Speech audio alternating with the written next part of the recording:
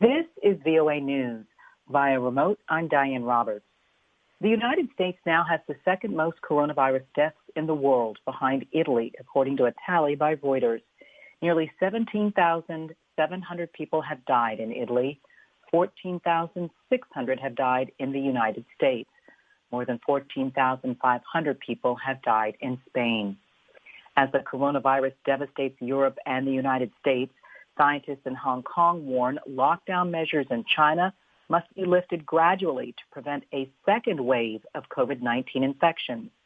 Life is slowly getting back to normal in Wuhan, the virus's origin city, as a nearly 11-week travel ban has been lifted.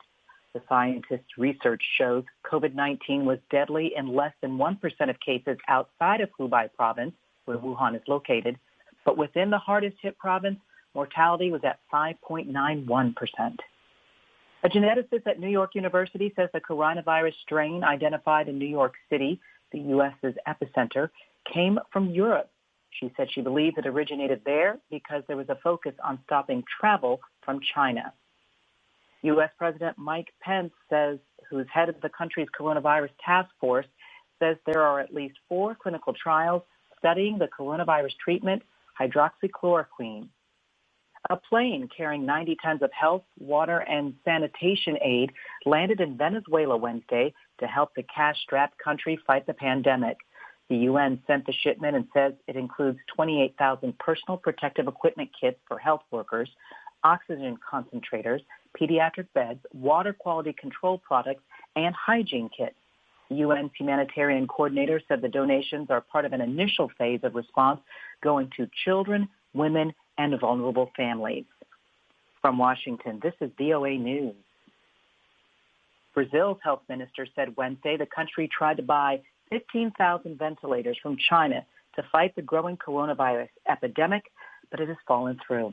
The government now hopes Brazilian companies can step up and provide the devices. Also, Brazil's president says hydroxychloroquine is saving lives there. The country expects to receive raw materials from India so they can make the drug. A group of Chinese medics arrived in Nigeria Wednesday to help fight the coronavirus outbreak, despite angry criticism from health workers in the West African nation. The 15-person team arrived for a month-long deployment with medical supplies and were greeted by senior officials. The move sparked backlash from Nigeria's biggest doctors' union. At a time when America's healthcare system is being strained to the breaking point because of the coronavirus pandemic, many immigrant physicians say U.S. visas restrict them how much they can help.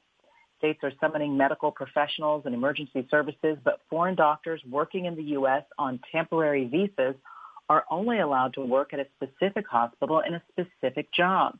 They can only transfer to another location or change jobs if they apply to transfer their visas. The agency that adjudicates visa requests, U.S. Citizen and Immigration Services, is closed during the coronavirus outbreak. The outbreak has triggered fear and panic buying in Australia, where 2 women have been charged for fighting over toilet paper in Sydney, an altercation that has gone viral. Store shelves are empty despite government pleas for calm.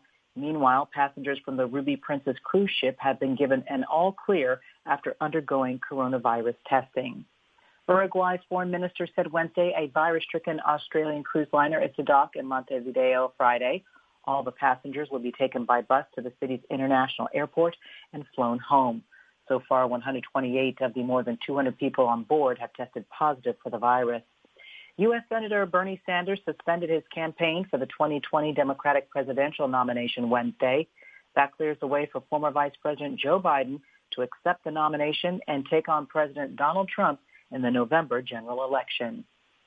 The Riyadh-led military coalition fighting Yemen's Houthi rebels has declared a 2-week ceasefire in the country starting noon Thursday, Saudi Arabia time.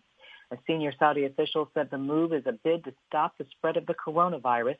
The unilateral ceasefire follows an escalation in fighting between the warring parties, despite a call by the UN for an immediate ceasefire to protect children in the Arab world's poorest nation from the pandemic.